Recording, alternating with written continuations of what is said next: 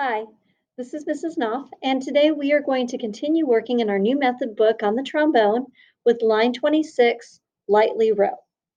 So we're going to start at the beginning, and we always have a bass clef for the trombone. That's what the trombone reads. It's a lower sounding instrument.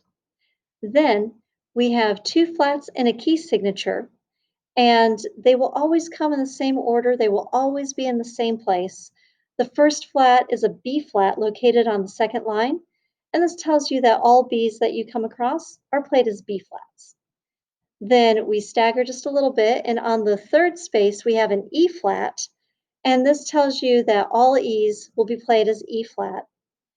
And these two flats in the key signature, B flat and E flat, tell us that we're in the key of B flat. Then we have a time signature. We are in 4/4 time. The top number tells us how many beats are in each measure. The bottom number tells us the value of the whole note. So if you think about it, you have 4 beats for the whole.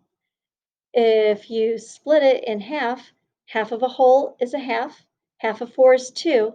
So the half notes, which are the white notes with the stems, they get 2 beats each. And then half of a half is a quarter, half of 2 is 1. So the quarter notes, which are colored in, those only get 1 beat each. And then we start at the beginning. So let's look for what our notes are and what the patterns are. We start out with a quarter note F on the fourth line. That's going to be in first position. And then we skip down to our third line D. Well, that's going to be in fourth position. So we get in range here. So fourth position, the top of your outer slide is going to be just about even with the bell. That's really something you listen for, but if you need a visual, that's a good place to start. So we have two Ds. One is a quarter note, the next one's a half note. And in measure 2, we have the same pattern, but down a step. So we start in our third space E flat. So we come into third position. The part of the slide that you hold on to is about even with the bell. Not exactly, but it's close.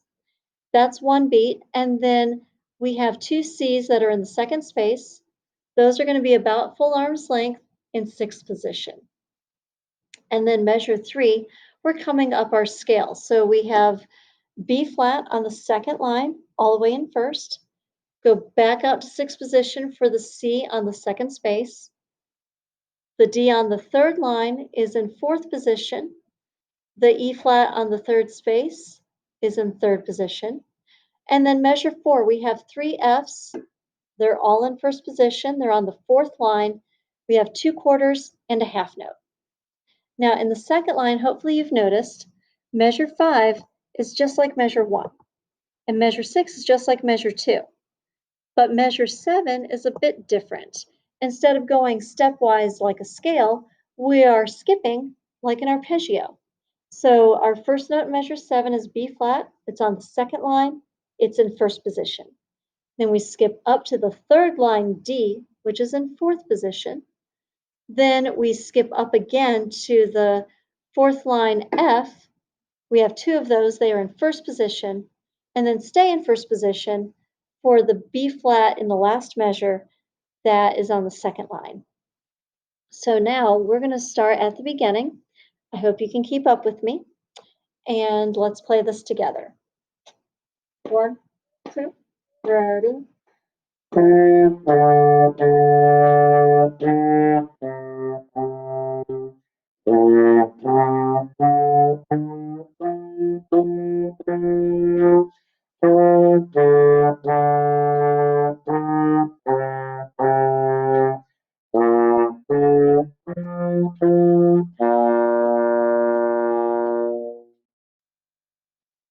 And as always, it's very important that you start each note with a sound.